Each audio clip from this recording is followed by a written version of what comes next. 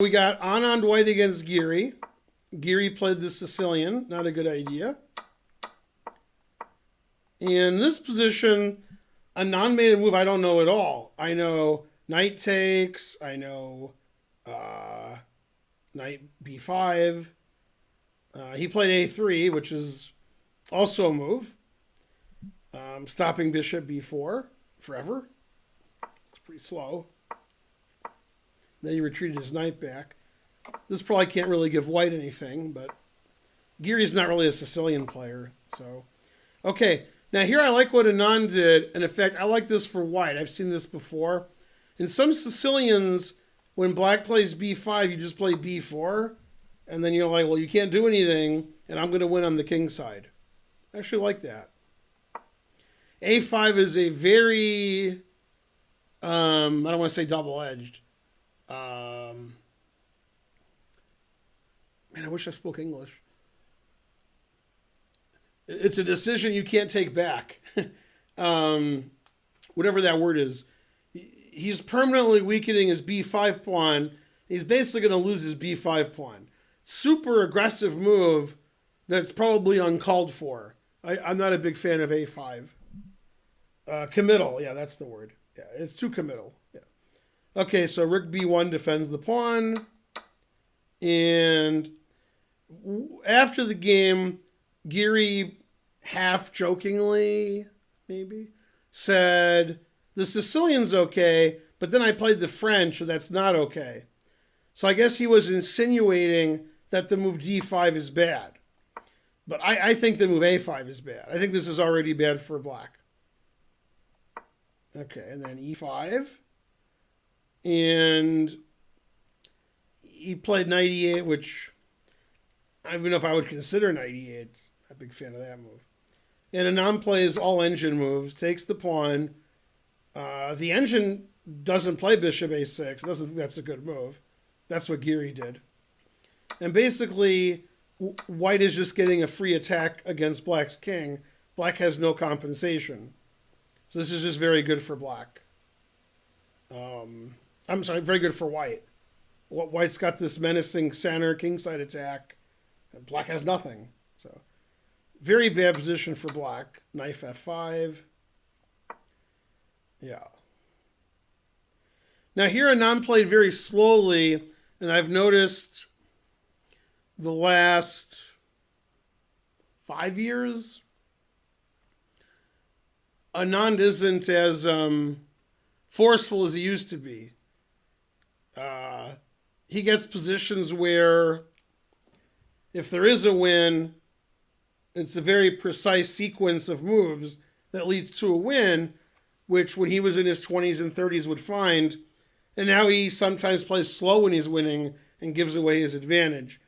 He did that here at least twice in this game.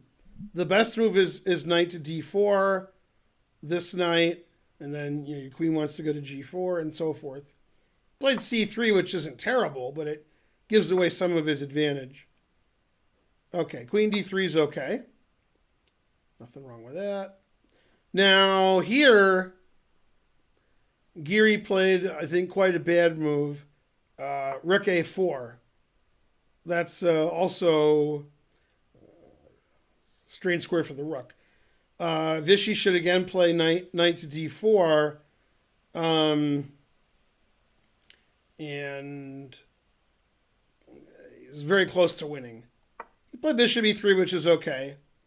Rook e4 is asking for it. Very, very strange maneuver here from Giri. Bishop b6 is okay. When we were in St. Louis, one of the engines thought rook to b6 was bad. I'm sorry, rook to b7 was the right move. Or was it rook to b6? It was rook to b6. Yeah. And rook to b7. But you play here. This is okay, too. This should be winning. And white's just a pawn up. And I think white's better. So white's a pawn up and better. And did a pretty reasonable job consolidating. Up a pawn. The engine wanted him to play rook to b7, play queen b7. That's okay. Then white's up a pawn, has a passed center pawn. He should just win. Okay. G3 is not very precise, but it's okay. King G2 is okay. Never play F6. Rook E1's okay.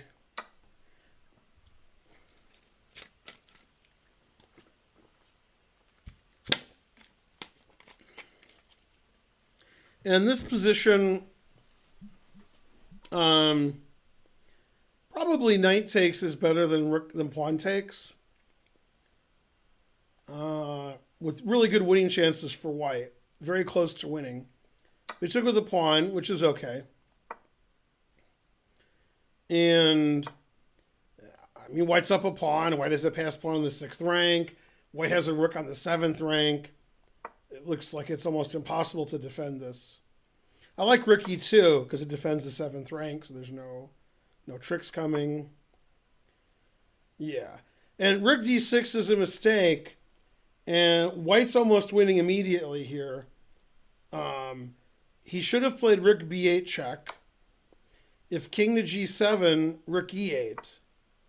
And this pawn's coming. So the engine says white's up +4. I mean, it's just completely lost. So he has to retreat the rook, which is not why he played rook to d6. And this is the engine line, and I got to think white's going to win. I mean, my knight's coming here, my rook's coming here. I have a fast pawn. These pawns are weak. And it says like +2.1 for white. So you would expect white would win. Vishy didn't play rook b8 check. He played h3, which is okay. And g4, because black wants to trade all the pawns off. Then it's closer to a draw. Yeah. And here, it might already be a draw with correct play. And this was excellent. So if you remember in the line where I played rook here earlier, this is a good reason why black shouldn't play rook to f6, because his king can go to f6 to protect his bishop. Played rook to g5, which is better. Yeah, and again, white has good winning chances here, but he has to play, accurately. Now, according to this engine, white can win an exchange by force, which may or may not win. I think it's a table-based position. White can check and then play rook to f5 and get this position. And whether this is a win or a draw is already known. It's 6 pieces. I don't know if it's a win or a draw. I'm guessing it's a draw because the engine has been thinking at depth 45, and it gives white an advantage of less than a pawn. So I'm guessing if it was a win and it was at depth 45, it would give some real number. It's possible the player saw that, and instead of now made a nothing move, rook a7 does nothing. Yeah, and king e8's an excellent move, and now it's just a draw. Nothing on the board.